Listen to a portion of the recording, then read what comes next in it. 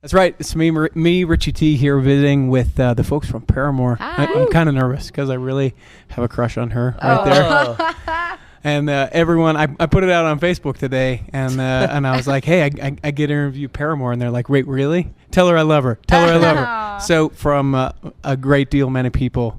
That's sweet. We all love you. Thank you. I'm going to try and move on past this. As you watch out, we'll beat you up. Yeah, I got my boys. We got chains ready, okay? You guys are pretty thug-like, so I'm pretty scared. Hey, we've been to jail, okay? Yeah. So it's Haley, obviously. Right in front of me is Taylor, and then to my left is Jeremy. Not that you can see because, well, you're listening to this thing. But I think it's so great that you guys do this kind of stuff. I know a lot of people, when they get to the big rock star thing, it's like, the listeners kind of disappear.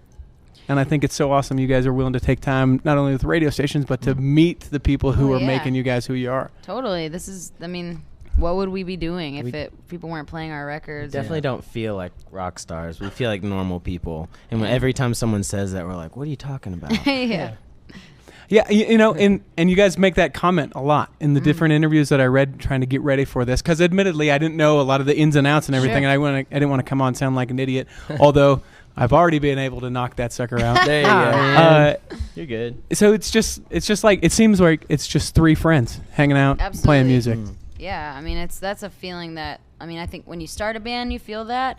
And we kind of felt for a few years like it was a lost sort of, we didn't have that anymore. And the place that we're at right now, it's so, I guess, healthy is a good word for it. But, really, we're just having such a good time. And even just doing stuff like this really makes us feel really connected with people. And that's what we're in a band to do. So how did it come about, right? It's high school friends. Yeah. If I read it right, back in Tennessee. I've been to Franklin, by the way. I want you guys to know that. I've also Thomas Station. What's up? Whoa. Yeah, that's small town. I spent a night there once. That's awesome. I won't tell you what I was doing. Man. Yeah, right. Right. And even closer, my uncle taught you vocal lessons, Brett Manning. Whoa, yeah. That is wild. I guess he's more my uncle and Lie's my wife's uncle. Oh, yeah. So still, that's such a small world, man. Right? Yeah, that's crazy. So you guys, how did it come about? You're sitting around going, was it you, Haley, that's like, I want to form a band? I moved to Nashville. After your parents got divorced? Yes, when I was you did do your homework. Yeah. And I first met Jeremy because at the school that I was going to and at my mom's school, because she was a teacher, there was flyers for this covers band that Jeremy was in that was looking for another singer because they lost one of theirs. And so I came in, tried out, made the cut, and we became friends. So we were playing music together for a while. What was the name of that band? I didn't write it down, but it was The Factory. Yeah, that's what it is. Yes, Factory Band. And then meanwhile I switched schools and I started going to this homeschool tutorial, and that's where I met. I ended up meeting Taylor at a football game for the school that he was going to, and we all just it's a big town, but it's pretty small town at the same time, and everyone plays music, and especially the young the kids in school, and we ended up all playing together. We were in different bands together. We were in the same band together, and then we ended up in Paramore, and it was awesome. Now, as I understand it, though, Jeremy, at first you weren't so hip to having a chick singer, right? Were you one of the ones? No. It alludes to that there was someone in the band that was like, chick singer. We don't want a chick singer. Yeah, we were nervous about it because that's when music is the most fun, is when you're first starting and you're just like, we can dream this and we can make this whatever we want, you know, and I think we took it really serious. We're like, all right, guys, this could be a problem if we have a girl singer. Look what happened with No Doubt. All the guys didn't get attention. We can't fall in love with her. We made all these ground rules and took it really serious. And anyway, but now we're glad. I also took the place of a guy singer too. That was the other thing, is there was already a singer. Our friend Randall was in the band, and that's not a rock star name, so that's Randall. Poor Randall. I love Randall. We're still friends, but I'm sorry, that's a total rock star name, Randall. You could come back anytime. But I ended up like I took his spot, and so I don't know. I think that it was a big shift, and some of the guys were like, "Wait, okay." They wanted me to play with them because we started writing some songs together, and everyone was into it. But then they were like, it was just a shift. I don't know, whatever. It was fun. So where did you feel like, you talk about like the creation of with the band, you're like, oh, it's so fun at first. Where do you feel like it was finally like, this is it, this is happening for us? I feel like we toured for a long time, van and trailer, and never saw home, and that was like an amazing feeling at first. All of us broke, like trying to figure out how to buy a hot dog outside of the Warped Tour shows and stuff.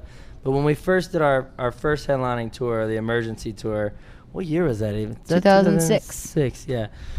We played like 48 shows and didn't think we were going to sell out any of the shows. We were just excited to be like on a bus and like have that kind of thing. This is so much better than a band. Yeah. It's longer. Seriously, we didn't even know what to do with ourselves. So we would just like sit at the window and watch like the fans line up around the block, and we'd just be staring at them like, I think they're gonna like the show. Oh, look, there's a Paramore shirt. It was like the coolest feeling ever. Ended up selling out a bunch of those shows, and we sold out. I think all but 44 of the 48 shows, and we were like every day we were like freaking out. It was so cool. That was such a good feeling. Yeah. So at that point, it's just kind of like, okay, this is it. Yeah, we were like, hey, we actually have fans that want to come see us. Well, it sounds weird too, but like we didn't make money as Paramore for a really long time. We didn't like even know how long we could physically or financially do it. And when it started becoming like this thing that we were self-sufficient, we could have a bus on tour, and people were selling out our shows and coming and hanging out with us, like lining up that morning. That like, for kids and especially I think for our parents too, to see like, oh, okay, this is like a legit thing. This is going to be, I mean, it's their job, but it's a band. It's not really a traditional job. I don't know. It was, that's when like everyone started to take, like our parents took us seriously then. And we were like, okay, now we've proved ourselves. We're able to like make this really work. You don't have to keep doing that rock and roll stuff. You can go to college. Did you guys have some of that stuff from parents? So much, oh yeah, of course. We all did get our diplomas, though. We didn't go to college, but we got our high school diplomas. I want to back up a little bit. Paramore, as I read, tell me if I'm wrong, because Wikipedia is known to be wrong. It's the maiden name of someone? Yeah. Who? In one of the early incarnations of the band, our bass player, his mother's maiden name was Paramore, and we were just sitting around like, man, what's a cool band name? What's your mom's maiden name? Like, and it was like Smith. We're like, no. They've already got one of those. Yeah. So then we got to Paramore, and we were like, oh man, that's cool. And then later on, it was just like trying to figure out, because we found out that it meant things, and so it was like secret lovers. But then we found out in one language it meant for love, and we're like, okay, that sounds cool. Yeah. We did that. And then also, you were bullied. Yeah, I mean, it wasn't like who could pick on you? That's what I'm but thinking now, and of course that's a retrospective kind of hindsight. Yeah. Who dare pick on Haley? Anything and everything. She's so tiny. Anything could pick on her. Oh my gosh, dude. Well, I mean, on top of that, I moved from a small town in Mississippi to still a small town, but a much bigger town comparatively in Tennessee.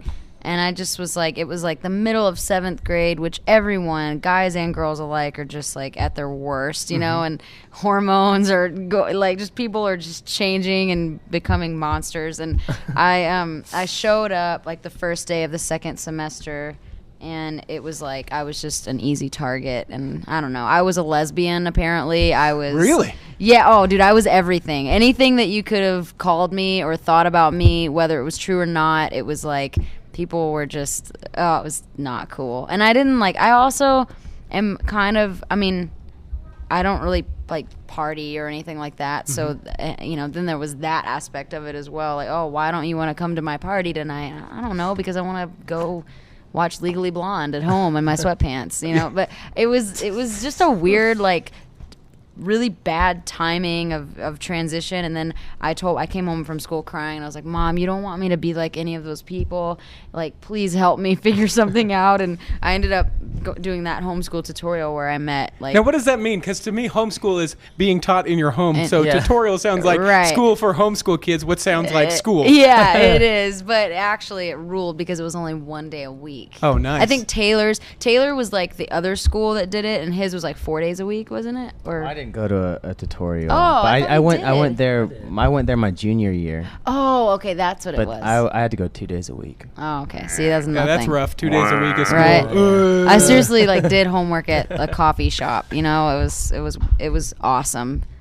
So I want to talk a couple of collaborations here. How was doing the Muppets? Was that cool? Doing Rainbow Connection with the Muppets? Awesome. Yeah. Well, I'm a big Weezer fan. Not like I don't like Trivia Me or anything, but I really love Weezer, and I think Rivers is sort of a genius. And so they had this idea that he and I would do the Rainbow Connection. We would do a cover of it, and when I heard the version that he sent me, it was so cool. Oh my gosh, like I was just like, are you kidding that someone wants me to sing on something this rad? And people don't know this, but the original version, he had a guitar solo, and I just, to this very day, I wish that he had kept it in the song, but he didn't like it. It was so cool. It was so rad. And then also the B.O.B. and Eminem thing. Yeah. That was nuts too. Woo. I don't get it. Yeah, Jeremy's over here. My favorite. Eminem. So, I mean, how does something like that come about? Is it, hey, Haley, Eminem here. Just thinking about doing this amazing song that will hit in every single market that everyone will love. Actually, Eminem wasn't on it until after I was on it. Okay. He sort of like, what now, Eminem? Yeah. Whoa. No, he came on it. I guess he heard the song and really liked it, and I got word, like someone called me and told me he was going to be on it, and I immediately called Jeremy. I was like, dude, you're not going to believe this, but my voice is on a song with Eminem now. And he didn't believe it. Yeah, right. Can I meet him? Prove it. Prove it. I'm still waiting for that one. All right, but Bob is after I did that, we ended up doing a tour with him, or B.O.B. as most people know him. Yeah. We did Bob as his friends call him. Yeah. Bobby Ray, as I like to call him. But we did a tour with him in the UK, and since then, all of us, we're really still good friends with him. He's such a cool guy, and his whole band is cool. So I don't know. It was just that was a really good example of how music brings people together, and from two completely different genres. I mean, we have like a lifelong friend. Right on.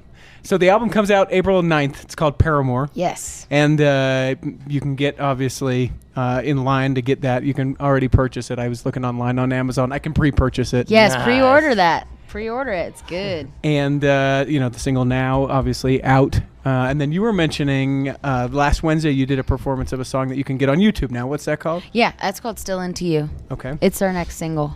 Very awesome. And along with the album coming out, you're doing a thing with Mac Makeup that I thought was kind of cool. Yeah. I am. Taylor is doing that. He looks beautiful. Yeah? Well, the orange seems like it would suit your skin tone, so I'm excited. Pretty cool. That's nuts too. That's one of those things. It's kind of like the B.O.B. thing.